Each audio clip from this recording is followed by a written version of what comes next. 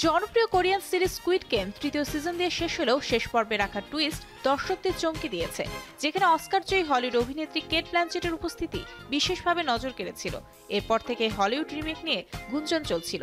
আন্তর্জাতিক সংবাদ মাধ্যমের খবর অনুযায়ী আগামী বছর শুটিং শুরু হবে স্কুইড গেম আমেরিকা। এটি পরিচালনা করবেন প্রখ্যাত হলিউড নির্মাতা ডেভিড ফিঞ্চার। মূল সিরিজে পরিচালক ওয়াং ডং হিউক প্রযোজক হিসেবে যুক্ত থাকবেন। ফিল্ম অ্যান্ড টেলিভিশন ইন্ডাস্ট্রি অ্যালায়েন্সের ওয়েবসাইটে জানা গেছে, শুটিং শুরু হবে আগামী ২৬ ফেব্রুয়ারি লস অ্যাঞ্জেলেস ও ক্যালিফোর্নিয়ার বিভিন্ন স্থানে।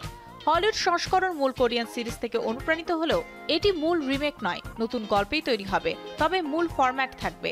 সিরিজটি সম্ভবত ২০২৮ সালে মুক্তি পাবে।